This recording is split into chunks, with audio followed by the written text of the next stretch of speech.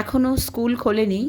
আমার পুচকুবাবু আপন মনে নিজের মতো নিজে কিছু বানিয়ে যাচ্ছে। ও জানে না ওর মা পেছনে ক্যামেরা ধরে দাঁড়িয়ে আছে। কি বানাচ্ছে আমি নিজেও জানি না। এই এরিয়াটা ঘরের ওর। মোটামুটি ঘরের যত ভাঙাচোরা জিনিস আছে কিছুটা ওর এরিয়াতে আসলেই পাওয়া যাবে। লাস্ট পর্যন্ত অবশ্য ও আমাকে দেখে নিয়েছিল। চলুন এবার চলে যাওয়া যাক আমার রান্নাঘরে। নমস্কার বন্ধুরা, টুকির রান্নাঘরে সবাইকে স্বাগত। আজকে কিন্তু দুপুরের মেনুতে আমি বানিয়ে ফেলেছি পুরো একটা ইলিশ মাছের থালি। তার জন্য প্রথমেই আমি এখানে নিয়ে নিচ্ছি 1.5 টেবিল স্পুন সাদা সর্ষে, 1 টেবিল স্পুন কালো সর্ষে, 1 টেবিল স্পুন পোস্ত, আর নিয়ে নিলাম 10 থেকে 12টা কাজু আর 10 থেকে 12টা কিশমিশ। সব কিছুকেই আমি একটু গরম জলের সাহায্যে ভিজিয়ে রাখলাম 10 থেকে 15 মিনিট। তারপর এটার একটা স্মুথ পেস্ট তৈরি করে নিচ্ছি। এর মধ্যে আমি আরও দিয়ে দিলাম 2টো কাঁচা লঙ্কা ও হাফ টিস্পুন নুন। ঝালটা কিন্তু আপনারা আপনাদের স্বাদ অনুযায়ী নেবেন। এইভাবে কিন্তু সর্ষেটা মিক্সিতে পেস্ট করে নিলে একটুও তেতো হবে না। আমি এখানে নিয়ে নিচ্ছি একটা চাল কুমড়ো। এটা কিন্তু একদম ফ্রেশ। প্রথমে আমি চাল কুমড়োটাকে টুকরো করে কেটে নিচ্ছি। এভাবে টুকরো করে কেটে নিলে চাল কুমড়োর ওপরে যে খোসাটা আছে সেটা ছাড়াতে একটু সুবিধা হবে। আজকে আমি বানিয়ে নেব ইলিশ মাছের মাথা দিয়ে চাল কুমড়ো। চাল কুমড়োটা কিন্তু আমি টুকরো টুকরো করে নিয়েছি। এরপর ওপরের খোসাটা আমি ছাড়িয়ে নেব। ওপরের খোসাটা কিন্তু বেশ শক্ত, ছাড়াতে কিন্তু বেশ টাইম লেগে যাচ্ছে, আর একটু প্রেশারও দিতে হচ্ছে, না হলে পরে কাটা যাচ্ছে না। কাটা হয়ে গেলে চাল কুমড়োগুলোর মধ্যে আমি একটু জল দিয়ে দিচ্ছি। জল দিয়ে ভালো করে ধুয়ে নিচ্ছি। এবার চাল কুমড়োগুলোকে আমি গ্রেটারের সাহায্যে গ্রেট করে নেব। চাল কুমড়োর মধ্যে দানা আছে, সেগুলোকে আমি ফেলে নেব, কারণ চাল কুমড়োর দানাগুলো ভীষণই শক্ত, সেগুলো মুখে পড়লে ভালো লাগবে না। আমি ছুরি দিয়ে ঠিক এভাবে কেটে মাঝখান থেকে দানাগুলো ফেলে দিচ্ছি। চলুন চাল কুমড়োটা গ্রেট করতে করতে একটু ঘুরে আসা যাক কল্যাণী থেকে। যে সকল বন্ধুরা চাল কুমড়োর বাগানটা দেখেননি তাদের জন্য রইল ভিডিওর এই পার্টটা। আমার তো বেশ বারে বারেই দেখতে ইচ্ছা করছে, এত সুন্দর বাগান। এদিকে ততক্ষণে আমার গ্রেট করাও হয়ে গেছে চাল কুমড়োগুলো। দেখুন গ্রেট করার পর ঠিক এরকম দেখতে লাগছে। এবার আমি সবার প্রথমে মাছের মধ্যে নুন হলুদগুলো ভালো করে মাখিয়ে নেব, আর মাছের মাথাটাতেও ভালো করে নুন হলুদ মাখিয়ে নেব, কারণ প্রথমেই আমি তৈরি করে ফেলবো ইলিশ মাছের মাথা দিয়ে চাল কুমড়ো। মাছগুলো কিন্তু যথেষ্টই ছোট। আপনারা কিন্তু বড় ইলিশ মাছ দিয়েও কিন্তু এই রেসিপিগুলো করতে পারবেন, ওগুলো হলেই বেশি টেস্টি লাগবে। কিন্তু আমাদের সাধারণ মধ্যবিত্ত ঘরে এই রকম সাইজেরই ইলিশ মাছ বেশি আসে। কেন আমরা সবাই জানি ইলিশ মাছের দাম কিন্তু বাজারে অনেক বেশি, তাই কিন্তু আমাদের দুধের স্বাদ ঘোলেই মেটাতে হয়। এখানে আমি নিয়ে নিয়েছি 2 টেবিল স্পুন সর্ষের তেল, আর মাছের মাথাটাকে আমি এবার ভেজে নেব উল্টে পাল্টে। বেশি কড়া করে ভাজার দরকার নেই, হালকা ভেজে নিলেই যথেষ্ট। মাছ ভাজা হয়ে গেলে ওই তেলের মধ্যেই দিয়ে দিচ্ছি আমি 2টো লাল শুকনো লঙ্কা ফোড়ন। ফোড়নটা ভালো করে হয়ে গেলে, খুব সুন্দর একটা গন্ধ বেরোলে তার মধ্যে দিয়ে দিচ্ছি 2টো তেজপাতা আর হাফ টিস্পুন সাদা গোটা জিরে। তারপর আবারও খানিকটা ভালো করে ভেজে নিয়ে এর মধ্যে আমি চাল কুমড়োগুলোকে দিয়ে দিচ্ছি, এবং একে একে দিয়ে দিচ্ছি হাফ টিস্পুন হলুদ গুঁড়ো, হাফ টিস্পুন নুন আর হাফ টিস্পুন চিনি। সব কিছুকে আমি খুব ভালো করে মিশিয়ে নিচ্ছি। সব কিছু ভালো করে মিশে গেলে আমি কড়াইয়ের মাঝখানে একটু ছোট্ট একটা জায়গা করছি। এর মধ্যে আমি ভাজা ইলিশ মাছের মাথাগুলো দিয়ে দিচ্ছি।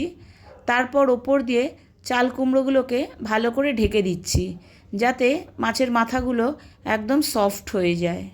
ভালো করে নেড়ে চেড়ে আমি এখানে দিয়ে দিচ্ছি 2টো কাঁচা লঙ্কা। এবার আমি কড়াইটাকে ঢেকে রেখে দেব 7 থেকে 10 মিনিটের জন্য। ততক্ষণে আমি ইলিশ মাছের পাতুরির জন্য প্রিপারেশনটা করে নেব। ইলিশ মাছের পাতুরি তো অনেক রকমেরই খেয়েছেন, একবার কলা পাতায় মোড়া এইভাবে পাতুরি ট্রাই করবেন, আশা করি আপনাদের ভালো লাগবে। সেই জন্য এখানে আমি নিয়ে নিলাম যে আমি পেস্টটা করে রেখেছিলাম সর্ষের, সেটা, আর নিলাম হাফ টিস্পুন হলুদ, হাফ টিস্পুন নুন, হাফ টিস্পুনের থেকেও কম চিনি, আর নিয়ে নিলাম 1 টেবিল স্পুন সর্ষের তেল। এটা কিন্তু দিতেই হবে। আর এরপরে দিলাম 3 টেবিল স্পুন জল ঝরানো টক দই। সব কিছুকে একসাথে ভালো করে আমি মিশিয়ে নিলাম। আর এদিকে কিন্তু আমার চাল কুমড়োর ঘন্টটা কিন্তু একদম রেডি। দেখুন একটু জলো জলো ভাব আছে, এটাকে আমি একটু নেড়ে ছেড়ে ড্রাই করে নেব। ব্যাস, আমাদের কিন্তু রেডি ইলিশ মাছের মাথা দিয়ে চাল কুমড়ো। যারা চাল কুমড়ো পছন্দ করেন না, এভাবে বানালে কিন্তু তারাও চাল কুমড়ো দিয়ে ভাতটা কিন্তু খুব সুন্দর খেয়ে নেবেন। শুধু ভাত কেন, এটা কিন্তু রুটি দিয়েও ভালো লাগবে। এদিকে আমি কলা পাতা নিয়ে নিয়েছি। কলা পাতাটাকে একটা তাওয়ার মধ্যে একটু হালকা গরম করে নিচ্ছি, মানে ছেঁকে নিচ্ছি একটু চেপে চেপে। তাহলে আমি যখন ইলিশ মাছগুলোকে কলা পাতা দিয়ে একদম ফোল্ড করব, মানে মুড়িয়ে নেব, তখন কিন্তু কলা পাতাগুলো ফেটে যাবে না। কলা পাতাগুলো কিন্তু সব ছেঁকে নেওয়া হয়ে গেছে। আমি এখানে ইলিশ মাছগুলোকে ভালো করে সর্ষের মধ্যে মাখিয়ে নিচ্ছি। তারপরে দেখুন আমি কিভাবে কলা পাতার মধ্যে ইলিশ মাছটাকে মুড়িয়ে নিচ্ছি। প্রথমে আমি সর্ষে আর ইলিশ মাছটাকে একদম কলা পাতার মাঝখানে রেখে দিলাম। এবার আমি কলা পাতাটাকে দুপাশ থেকে ফোল্ড করছি। তারপর আস্তে করে হাত দিয়ে চেপে ধরে তারপরে নিচের দিকটা দিয়ে ফোল্ড করে মাঝখানে নিয়ে আসছি। এবার আমি পুরো কলা পাতাটাকে একটা সুতোর সাহায্যে ভালো করে বেঁধে দেবো।